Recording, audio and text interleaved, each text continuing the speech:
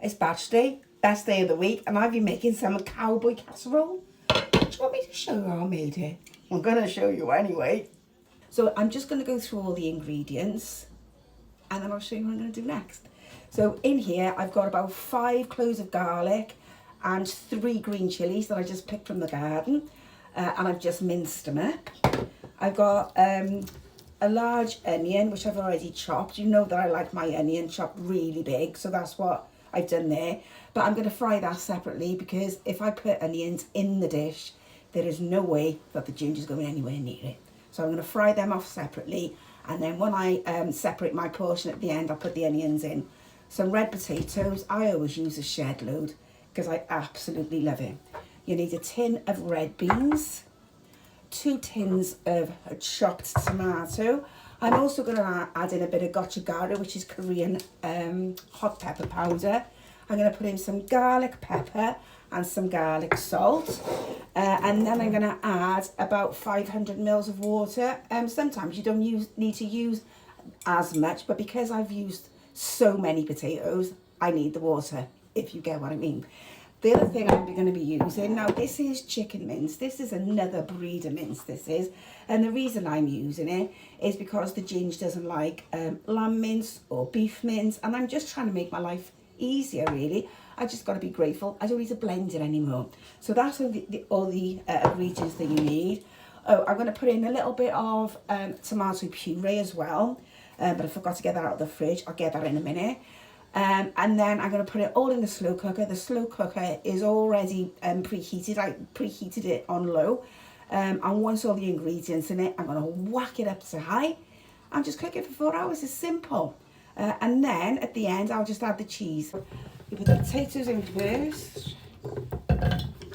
I like to use red potatoes. But you can use whatever potatoes you want, really. You could use new potatoes if you wanted to and just chuck them in whole.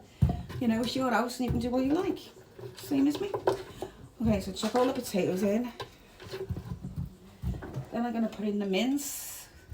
When I used this mince before, I realised there's hardly any flavour in it. So you're better to salt it while you're frying it. Well, that's what I did anyway. You do you, boo. Right, so then I'm going to put in the red beans, or kidney beans, 2 tins of tomatoes, proper Cardiff tomatoes. There's a right hearty meal this is, and I was thinking this morning, because of the way the weather's been lately, this would be like a fantastic meal. I'm going to heat wave now, aren't we? Am I going to be eating bleak cowboy casserole? Anyway, where's my spatula? There she is. Come on, take that out.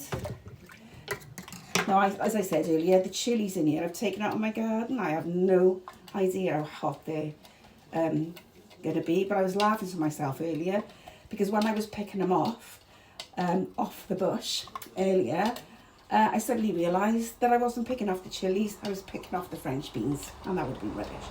So I have no idea how hot they're going to be.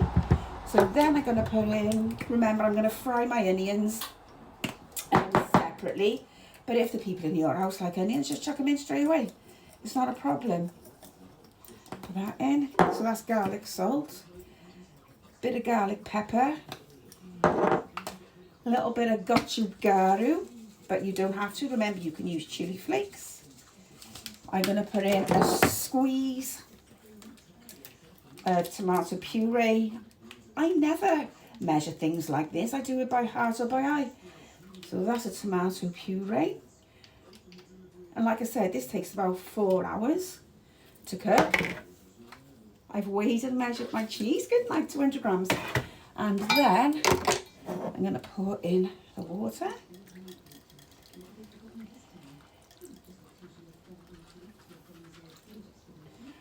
I used to put like a chicken stock cube in there as well, but I don't think you really need it.